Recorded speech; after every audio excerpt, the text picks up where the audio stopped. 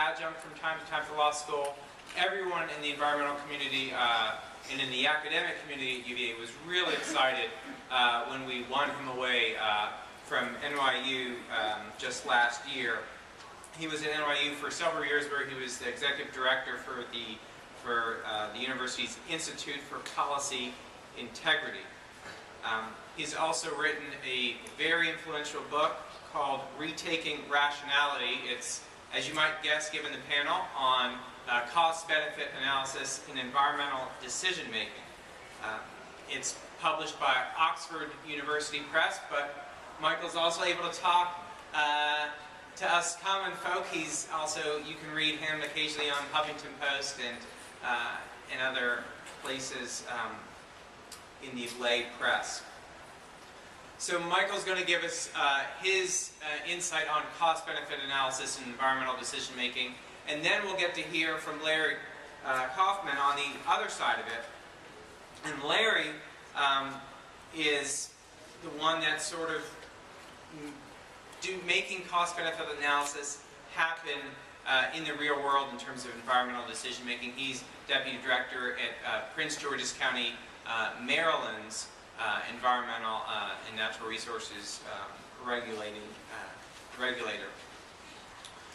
So we'll hear how Larry's made it work in the real world after we get the big picture from Michael. One thing that I just wanted to share very briefly to sort of help set the stage for this. I think everyone is really familiar with the early days of modern environmental law. You know, the Clean Air Act, 1970, Clean Water Act, 1972, Endangered Species Act, 73. Sort of this early days as this critical moment in the birth of modern environmental law. What's less well known, I think, is critical for understanding cost-benefit analysis is what happened in 1980, and a case that went to the Supreme Court, unions, AFL-CIO, against the American Petroleum Institute in what's commonly referred to as the benzene case. And this was a case where OSHA had tried to adopt a very precautionary principle in worker safety standards for exposure to benzene, sort of on the theory of, if we know it's a carcinogen and we don't know how much is really harmful, let's err on the precautionary side of zero exposure, or as little exposure as possible. That case went up to the Supreme Court of the United States. Justice Stevens, a young Justice Stevens writing for the court, said, or writing actually for plurality, said, no, not so fast. We're not going to go with that ban it at all costs approach. We're going to say some risk is inevitable, that unsafe is not mean no risk at all. Unsafe means no significant risk. And so OSHA's got to go back and figure out what a significant harm is. They can't just assume any exposure is unlawful. So I think that in the environmental community was largely seen as a huge loss. That sort of the loss of the precautionary principle in the benzene case was a major defeat. And it's something that you might say the environmental community has been reeling from ever since. That, I think, is an important background to understanding why the environmental community perhaps has been so resistant to cost-benefit analyses going back to the benzene case in 1980. So with that, I'll turn it over to Professor Livermore.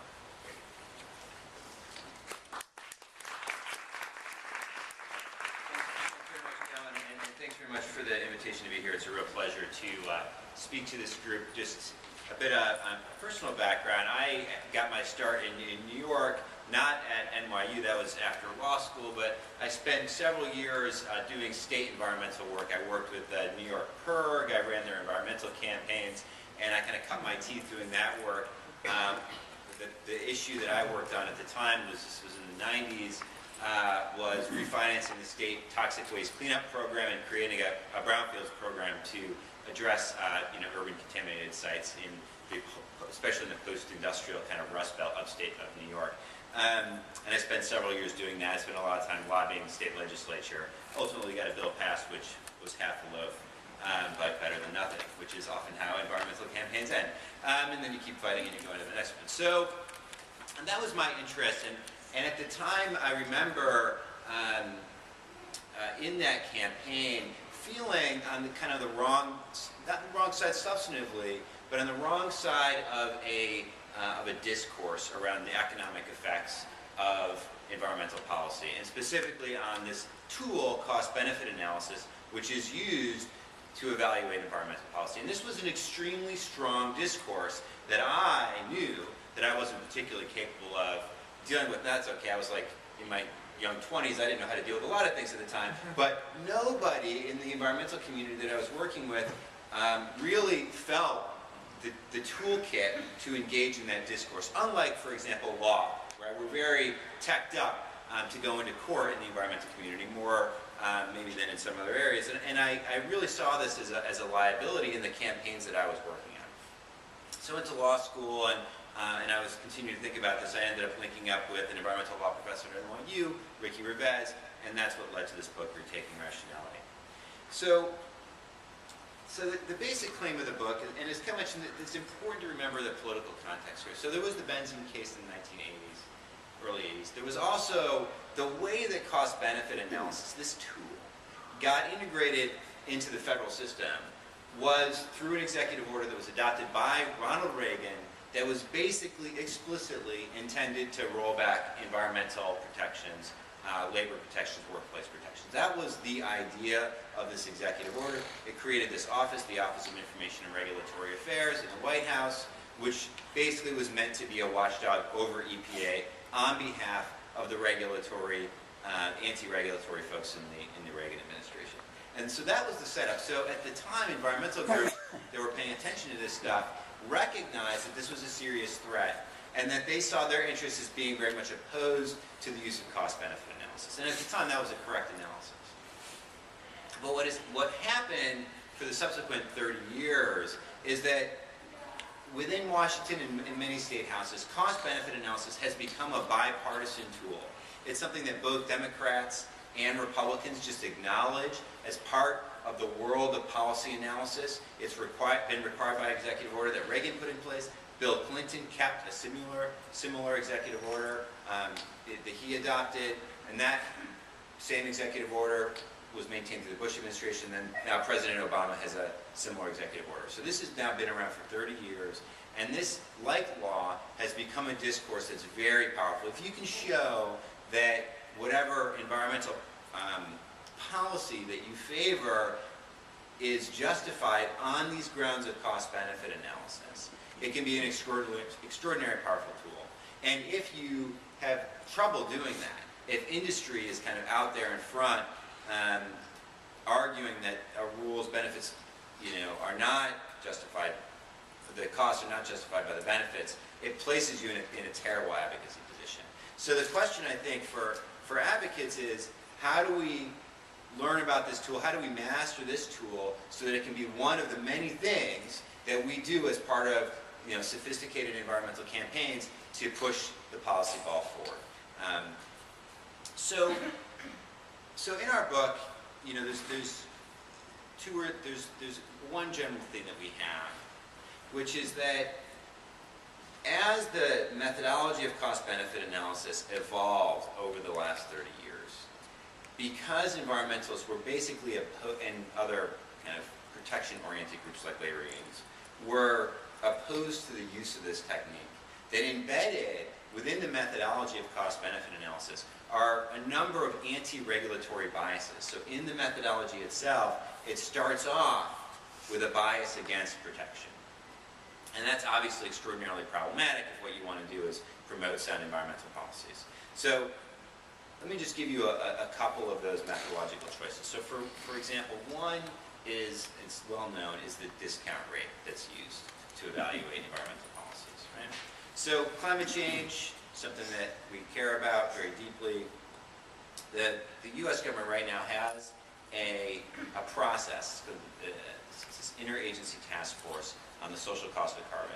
And what this task force has done is to, using sophisticated economic models, to assign a value to the harm that's associated with climate change damages, an economic value. So they look at the range, sea level rise, and increased storm intensity and so on, the range of environmental consequences. They run those through economic models and they come up with a number. And now that number will drive regulatory policy in the U.S. And that number, if we ever get to the point where we get legislation in some, I don't know, imaginary future, that number will be very influential in the legislative debate. But it's already going to be used. It will be, we have new source regulations that were proposed today, and that's really the first salvo, as you guys know. The real rubber's going to hit the road with a rule to regulate existing sources under the Clean Air Act. And in that rule, this social cost of carbon is basically going to define how stringent we set those standards. So in this social cost of carbon, there is a methodological choice that needs to be made about discounting, because a lot of the benefits, well, obviously, a lot of the harm associated with climate change is out in the future. It's not today, there's harms today, but there's even more harms 50 years from now, 100 years from now, 200 years from now. So there's a question about how you're going to treat those harms in the far future. Now, using normal financial techniques, you think of $1 2 years from now or $1 10 years from now is worth less than $1 today. That's just the normal operation of financial markets. And the question is how much? So if you look at financial markets, you can get a couple of different numbers. You can look at Wall Street. Now, depending on what years you use for your Wall Street returns, you could get negative returns, right? But if you look at the long-term returns on Wall Street, it's about 7% real returns. So that's one number you could use. You could use 7%. If you use a 7% discount rate, basically the amount of investment that we will do to reduce climate change is nil. It's basically very little. Something on the order of maybe even potentially less than $1 per ton of greenhouse gas emissions. So you can imagine the policy that you would get off of that is basically not a very stringent policy. If you can use an intermediary like a 5% discount rate, which is again looking at financial markets being a little bit more conservative. If you do that using the Obama administration's climate models, you get a social cost of carbon that's around $5. Again, really grossly inadequate if what you care about is keeping global climate change below, say, 2 degrees Celsius. $5 a ton for a price on carbon just isn't going to get us anywhere near that. If you use a 3% discount rate, which is what the administration is kind of using right now, you get to a higher number, something on the order of like $35. $35, you start to actually get some progress. That's what the European trading system was operating under 35 around there for a little while. Most people think if we got $35 price, that would change some behavior, you would start to see more energy efficiency, you'd see more clean energy coming online. Okay, that's 3% discount rate. Now what would justify a 3% discount rate? Well, that would be if you were to look at, for example, long-range returns on treasury bonds. It's all very technical, right? So it's all kind of a technical decision. But it has an extraordinarily important impact for policy. And then if you look and you use say a 1.5% discount rate, and there are good reasons why that might be justified in the climate context, for example, because over long time horizons, rates are uncertain, growth rates are uncertain in the economy. Then you get something, a price on carbon that's north of $100. And most people agree that if you got a price on carbon that was over $100, that's where you would see large deployment of solar, that's where you would see, basically shutting down coal, even including existing coal. You would get changes in your transportation infrastructure and so on. So this number, which is just this little discount rate, just this one little assumption in a big old model, basically defines what level of stringency we're going to deal with, and probably the only way that we're going to deal with climate change, which is through regulations, for a good long period of time. Right? And so our argument is that because over many years it was largely industry and anti-regulatory voices that were figuring out how to do the methodology of cost-benefit analysis, that we have discount rates that are far too high, that are unjustified, even from an economic perspective, and certainly once you start to bring moral considerations into play. And this shows up in other areas as well. If you look at the evaluation of environmental services, it's a very basic methodology, and is constantly being challenged. So just another example of a current rule that's happening right in DC is a rule to limit the, basically, when power plants want to cool themselves, they can what they do typically is they draw in water from a source and they pump it back out, and it's heated when it's pumped back out. That's a form of pollution, the thermal pollution, but they also, when they draw the water in, it kills lots of fish. And so the government needs to figure out how much is justified as an expenditure to reduce fish kills associated with these cooling intake structures. That's a rule, hopefully it'll come out sometime during the Obama administration. Now, again, that rule will turn very, very heavily on a technical question and cost-benefit analysis. How do we value fish kills? And specifically of non-recreational and non-commercially fished fishes. So there's methodology to do that. You can do survey techniques, and and they have been done by EPA. But industry has basically, for 30 years, undertaken a very systematic campaign to undermine that methodology. And that methodology is how you assign values to environmental benefits. And when you don't have environmental voices to counteract that industry pressure, you can end up with a methodology that's very biased. So what we argue in the book is that, and this was 5 years ago, and things have gotten substantially better since then, is that it's time for environmental groups to retake cost-benefit analysis, because the reality is, when done properly, when done in an economically rational way, cost-benefit analysis shows that environmental protection is well justified in many, many, many contexts where we're arguing about this. And so that's the core of our book. So I'll just spend maybe 5 more minutes talking about what I've been doing up in New York and what where my work is going now. So at NYU, Ricky Revesz and I, who I said we co-authored this book together, we started an institute. It's called the Institute for Policy Integrity. It's still around, even though I'm not there anymore. And the goal of the institute is to work with environmental organizations and other regular, protection-oriented groups to increase capacity to do cost-benefit analysis and to use cost-benefit analysis arguments, and to participate directly in regulatory processes to improve how agencies do cost-benefit analysis. So we've been doing that for the last several years, and partially through our work, but you can also see this as a larger trend, is cost-benefit analysis 10 years ago was largely, as I mentioned, an industry-friendly kind of thing, right? It's basically conservatives used it. What's happened is that the Obama administration and many of the top environmental groups now have incorporated this into their advocacy, and you see cost-benefit analysis really on the leading edge of justifying strong environmental protections. So if you remember a couple of other rules that happened last year, in the last couple of years. So for example, a major rule to cut down on mercury pollution from power plants. Now that rule generated roughly $100 billion a year in benefits for the American public at around $10 million worth of costs. And that was based on methodologies that the agency developed. And that was right out there in front. When you looked at the advocacy documents for the environmental organizations, they were leading with that information. The Obama administration led with that, and it was very effective in shutting down the argument on the other side. Because they could say, look, oh yeah, it's going to cost, whatever to put on these controls. And the administration and the groups could point to and say, yes, but it's going to generate this much in benefits. And if we don't put those controls on, that means it's going to be a cost on the American public that you're responsible for. That's 10 times the amount of money that we're asking you to do. So it was very effective. It can be a very effective tool. And we'll see it come up right now. Now what's happened is, as this technique has become used to justify stronger regulations, we've seen conservatives and industry press back against the technique and actually argue, well, maybe cost-benefit analysis isn't such a good idea. We liked it, maybe we don't like it so much anymore. And actually that's happening right now on this issue of the social cost of carbon. So I described how that's going to be a cornerstone of the regulatory effort.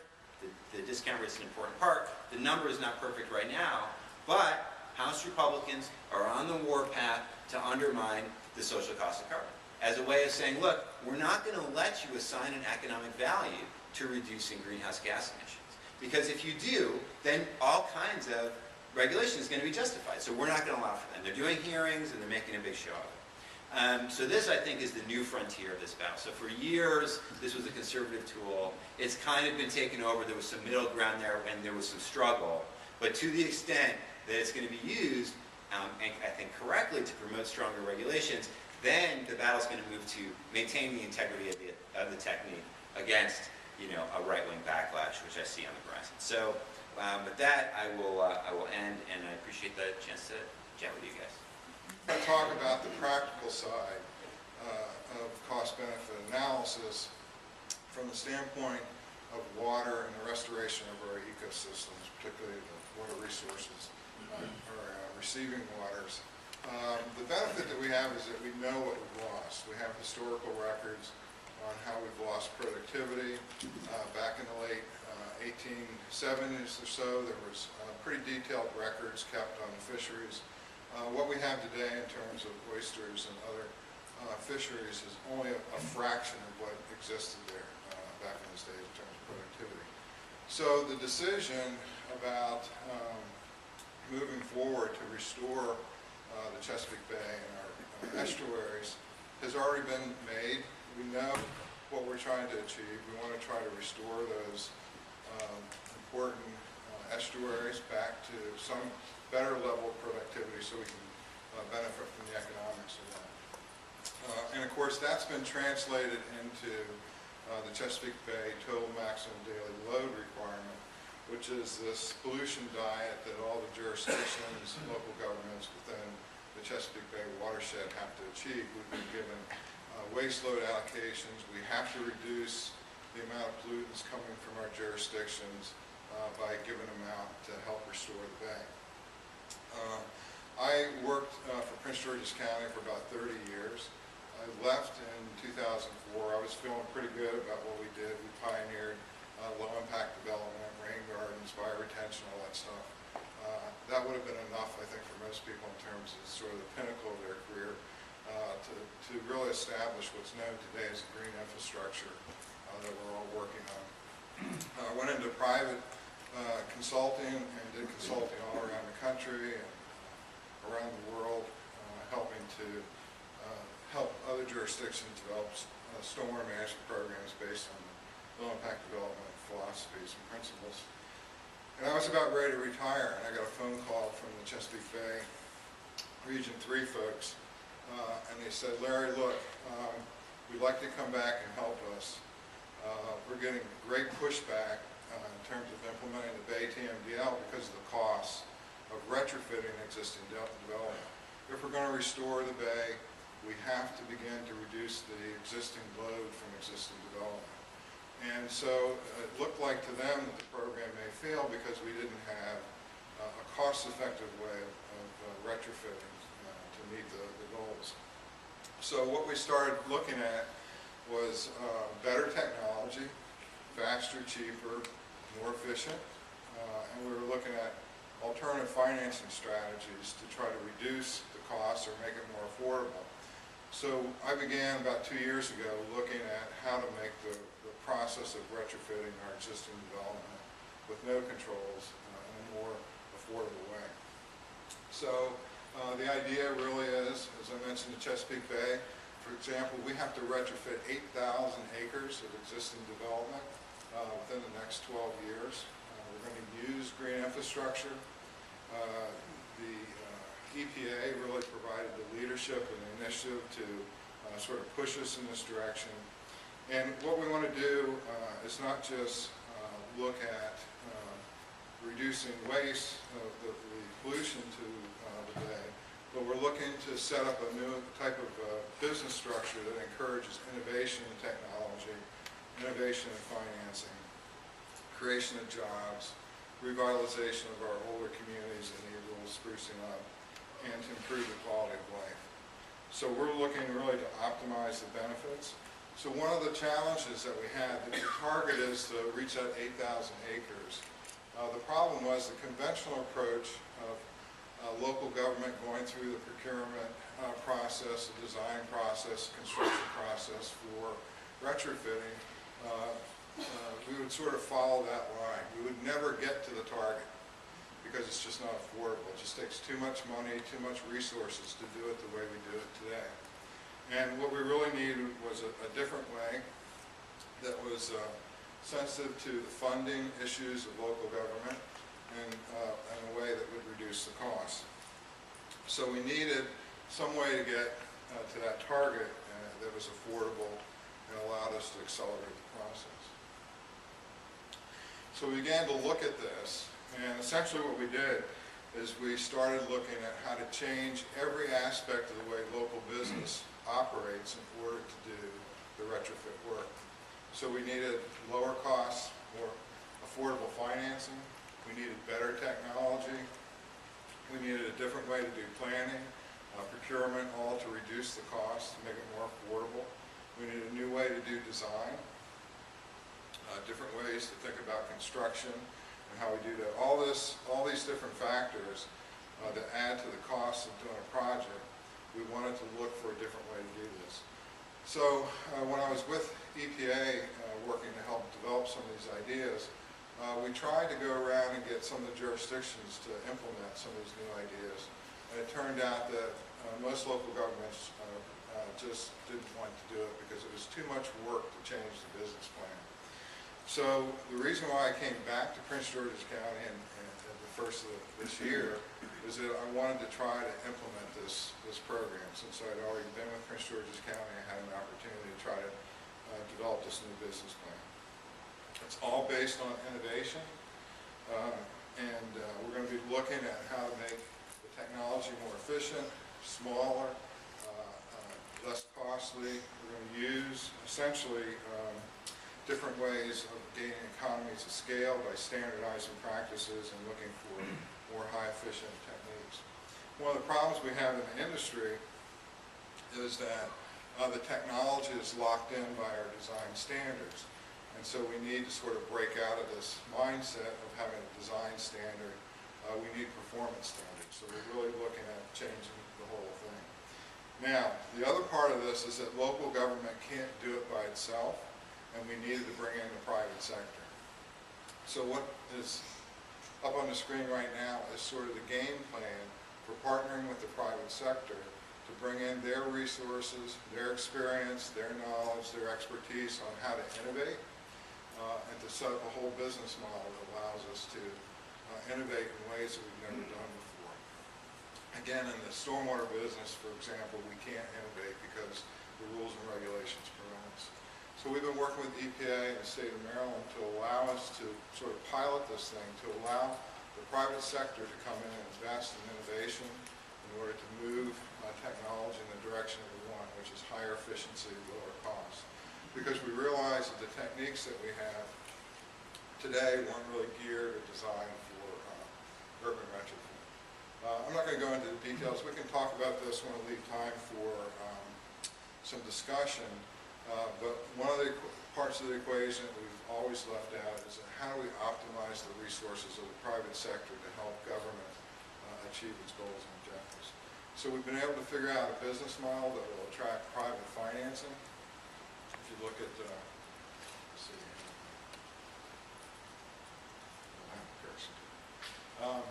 up there in the top right-hand corner, we're going to use private money to finance, so this would help local governments that don't have the ability to sell bonds.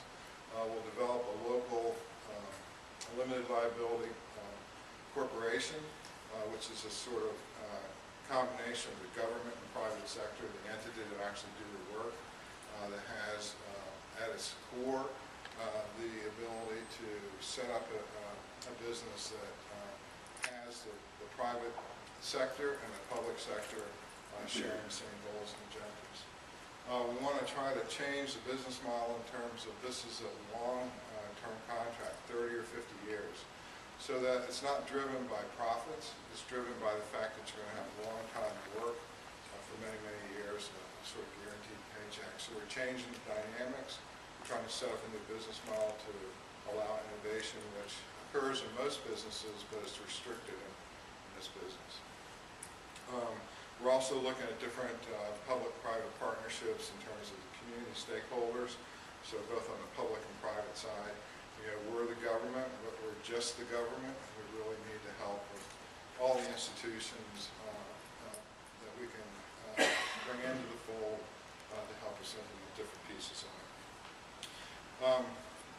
So I'm going to leave it there so we can open it up for questions. I don't want to go over the time, but I'd be happy to answer any questions. I'm sure Michael will too. So.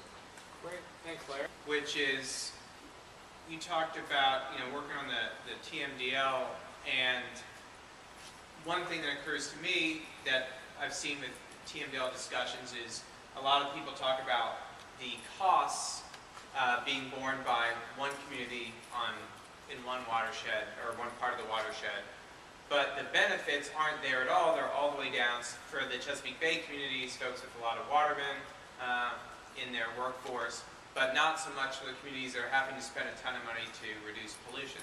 So how do you, I'm curious for Larry, if you've seen that where there's a lot of resistance to saying, why should we absorb all the costs if the benefits are for a different community?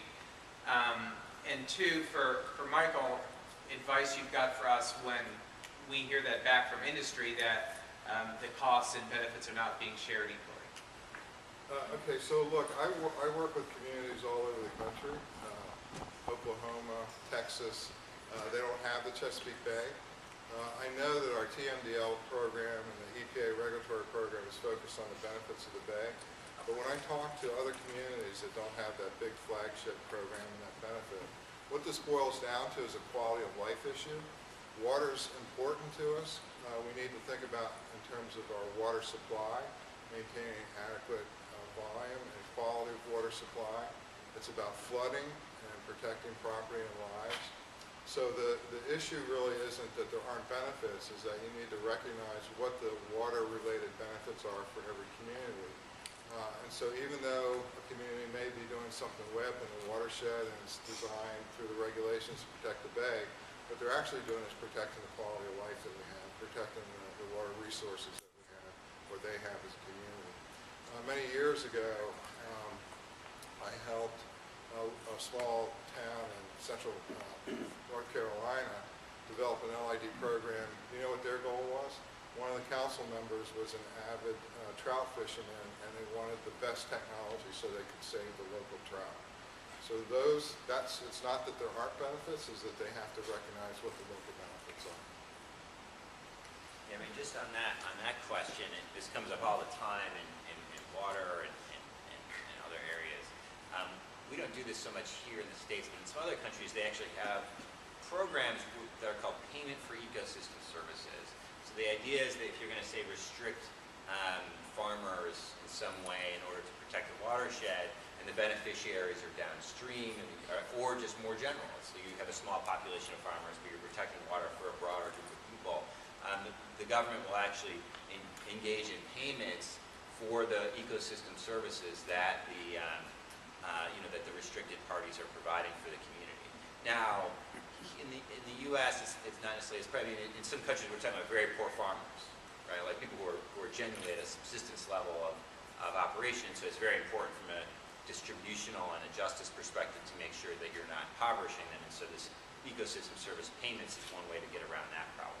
You can see the same thing in national parks, where you engage local communities and say policing the national, the parks in Asia and elsewhere, trying to stop poachers and so on, and then you pay them for the services that they provide. In terms of industry in the U.S., there's two pieces to that. So when you impose costs on a power plant, for example, in order to provide a benefit for the broader community, you're imposing costs on three parties. One of which I don't think we have to worry too much about it, and then the other two I think we probably do. So one is shareholders. Tough luck. You've got a diversified portfolio, you're the shareholder, you're not like the poorest person in our society typically, and so I don't see that as normatively a terribly troubling redistribution. Then there are consumers of the electricity, and there are people whose jobs will be displaced. And those people, you have to worry, I think, very deeply about those costs. And separating those out and understanding the distributional consequences of the rules is something that EPA is getting better about. Figuring out how to do the rules in a way that, say, doesn't jack up electricity prices by incorporating energy efficiency into the mix and so on is also helpful. There may be some prices that are going to have to shift, making sure that poor people aren't overly impacted by that. There's ways to do that. And then helping people with transitions. I mean, maybe we just don't need as many people working in coal mines as we used to. I mean, that's probably going to be the case going forward. And, making sure that there are still economic opportunities for those communities and really for those individuals, I think is something that we have to build into our decision making. And of course, one of the problems with Congress not dealing with this stuff is EPA can't do that very easily. Congress could do that like that. So it's a real problem in our political system that Congress doesn't really function.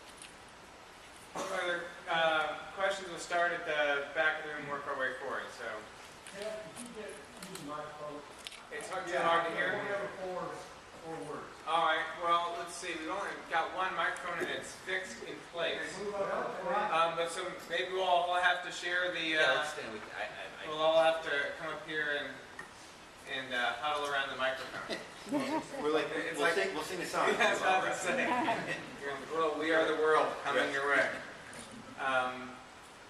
All right, Carl, do you have a question as well, or just good advice? All right. Well, we'll start the back of the room. Yes. Yeah, my question concerns the cost-benefit analysis. For example, on the power plant rule that just came out today from the EPA, the new power plant. Did they figure in the cost-benefit analysis on the health effects, adverse health effects of all of these toxic and poisons that are coming out of the stack of these coal plants, new plants, and also existing plants? I know that's come later. But how did that figure in and give us? Yeah, so for example, this rule is quite odd because the agency is actually saying there are no costs and no benefits to the new rule because all it's doing is locking in the existing market situation, which is you're not building new coal anyway. So that rule is actually a weird case. But the existing source rule, when it comes, and the other power plant rules that have happened in the last couple of years, yeah, they tend very closely to those effects that you mentioned, the health effects that are associated with power plant emissions. So, for example, in that the rule to reduce mercury pollution, they valued the benefits, which are health benefits, basically the benefits of reducing particulate matter exposure and the mortality reductions that you get from reducing particulate matter exposure. They valued those benefits at around $100 million a year. So there are techniques to do it. Of course, I think another kind of addendum to your point is they're not covering the whole range of benefits. There's, they're going to be able to monetize and capture some part of it, and then there's a lot of unquantified benefits. And it's equally important for the agency to take those into consideration as well. Joe? My question is really for Larry. People have been working on the Chesapeake Bay and on stormwater management have struggled, as you, I'm sure, know, to try to get private capital involved in the effort. And you put a slide up that indicated that you had a way to try to motivate the private investor to get involved. Would love to know a little bit more about that. Yeah, okay, so the equity groups are looking at water infrastructure as the next great investment opportunity, okay? And the problem is trying to find a business model that works for them. So the key part is that local governments will need to have a dedicated funding source. So there needs to be some sort of utility fee, stormwater fee, tax, or some basis for eventually paying the interest. So like on this model, we collect the stormwater fee, and then we'll have the private sector in this partnership do the retrofits. But they'll meet some benchmark in terms of performance standard. If they meet that, then we make a payment. So it all sort of comes from that. But we're also looking at other revenue streams. Well, let me stick with the private financing. The other problem with the private financing is, what is that financial institution's goals? So we're looking for like pension fund investments where they're looking for lower interest rates long term. We're looking at crowd financing where we actually sell stocks to the individuals in the county so they get a return on that investment, and that helps lower their costs in terms of the fee. We're looking at having this entity actually do work for private property owners to meet the credit allowances that we have. So if you retrofit your own property, you can reduce your stormwater fee. So we've got a lot of interesting sort of economic models cooked into this to provide incentives, not only for the private investment, but for other revenue streams. This private investment is really the local banks. The contractors that get involved in this program, they're there for 30 years. So we're going to work with the local banks. We'll cut the checks through a particular bank, and then the contractors can develop accounts with those banks and then start generating revenues for the banks. So there's lots of little ways that we're getting investment. On the R&D side, because this program is long-term, It's a $1 billion program. We believe that there'll be private investment to drive the innovation and technology, and the private sector will invest lots of money to get their widget into this program. They might invest millions of dollars to become part of this program that could generate millions of dollars in revenue for them. So there's lots of pieces to it. It's not just the equity fund, it's all these other little spin-offs to generate revenue. Larry, is the key the consistent funding source? Is that what's going to drive it? Yeah, but what the equity firms are looking for is sort of like the full faith and credit of the government. So what is their rating? It doesn't have to be a dedicated stormwater tax. It can just be the general revenue collected by the government. That's a pretty secure revenue stream, and it will be tied up through a contract. So there's different ways to do it, even though it's not dedicated. As long as you can get the government in a contract, back it with their full faith, the financial institutions will be very interested in letting money. Rory? Yeah, go ahead. Just a quick question. Isn't the major private investment in this scheme that you just laid out basically fee for service? Yeah, I mean, basically, So it's basically government paying a private contractor to do X, Y, and Z for school? yes. But here's the benefit. The benefit is that we can't do it cheaper than the private sector. So we're bringing in the private sector to lower the cost. So if we did it ourselves, we just go sell bonds and we can get 2.5% to 3% and finance it ourselves. But the problem is we'll pay 3 times what it costs the private sector to get it done. We can't get the efficiencies that the private sector can get. So you have to bring in the private sector in order to get the innovation, economy of scales, and to get the accelerations you need. That money that comes in will be used to kickstart the program. So we'll multiply our benefits in the first year with the private investment. So there are lots of benefits of bringing in the private investment to leverage what we're doing. But yes, in the end, it's all paid for by the fee. Well, and Alice, I'll get to your question, but I have one more up on this topic before we switch, which is, you know, you mentioned companies working to get their widget into the program, and I'm thinking back on the carbon rules that Michael touched on a little bit. You've got companies that may have spent millions or billions in alternative energy technologies or carbon sequestration that are just waiting for a price to be set on carbon so they can go ahead and implement their technology. Have you seen those industries get involved in the advocacy as well? And Yeah, I mean, so you know, when you try to knock out the wind tax credit, you get the wind guys, right? So there are definitely, you know, lobbying groups that are on the industry side. It's not only, really, it's some of the most interesting stuff is, I find is, and part of this is natural gas, right? So the big utilities that own a lot of natural gas resources are all about these rules, right? Because it's going to increase costs on their competitors' coal.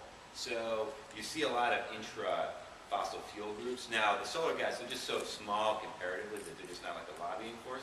But, you know, when you have rules that have differential costs across an industry, that's actually a good thing if you don't have a unified force that you're trying to go up against.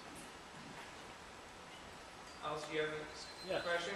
Go for it. Certainly do. We'll stay just a few minutes over since we This started. is primarily going to gravitate towards Larry, I believe, but Michael, feel free to jump in too. Several years ago, I was looking for a city surrounded with lots of water, commensurate with Norfolk, and the ability to be able to deal with the RPS in Virginia. And in the process of seeking that information, oops, I discovered something that I didn't know, and I thought I was a pretty smart guy. In Maryland, you have woven into your constitution, I believe, a specific set of mandates along the lines of what we're discussing today. We do not have that in Virginia. And I would like to know what your assessment is. Even though you're from different areas, I'd like to know what your assessment is about Virginia's failure to step up to the plate and make sure that the RPS is totally provided in an effective way as opposed to the volunteerism that's falling on its nose right now. So in Virginia, there are basic guidelines on what a developer has to do, for example, but they can proffer a different set of guidelines, different set of standards, and that's typically what happens. In Maryland, we have specific standards that they have to meet, so they have to do this exactly the way we dictate. We're probably the most regulated state in the country when it comes to development requirements. I don't know if it's a failure. I actually think it's better the way you have it in Virginia because it allows flexibility. And if we can get innovation in this, and if we can find ways for the private sector to benefit and for the public sector to benefit, I think that through the initiatives of the private sector that they can make it even better. But what we have to show is how they benefit, and what the cost benefit, get back to the cost benefit analysis. What they're trying to do is what Michael was talking about. Developers are looking for a cheaper way to do it. We need to figure out to show them how they do it in a better, smarter way to drive efficiencies where they can make more money. And a good example is when I developed the LID approach, the decentralized integrated rain garden stuff. If you look at it closely, they can save money doing that as opposed to the end-of-pipe treatment. So we can come up with better, more effective, more ecologically sensitive technology that's actually cheaper to use. You have in Virginia more flexibility to do that. It's just that have chosen to use it that way. Just on this kind of maybe final point is I think the key here is to have stringent standards and then flexibility, right? To decouple this idea of stringency from flexibility. Because we often think of stringent, inflexible standards, and that's on one side of the spectrum, and then non-stringent, flexible standards. And what we actually need, the best way to go is stringent, flexible standards, so we're actually getting somewhere that we want to go socially, but doing it in a way that's flexible allows for innovation and so on. Yeah, I'm for flexibility. That's a great final point. We started a little late, but if there's one, I don't know if there's one last question before we switch to the next panel. Sure. Short question. We speak of cost benefit, as though cost must be more important than benefit. Why don't we call it benefit cost? So I actually have a very specific answer to this. So there are people that call it benefit cost analysis. They do that, and there's a lot of proponents of benefit cost analysis or cost benefit analysis that like the benefit cost analysis for exactly the reason that you said, because it puts the benefits first rather than cost. I like to say cost benefit analysis because I tend to work with environmental groups. And I think it makes me sound more hard-headed. So I lead with the cost just because I feel like it makes me sound more like an economist. But I think that you could do it either way, and there is definitely a movement to change the name around to the way you suggest. Well, Larry and Michael, thank you both so much for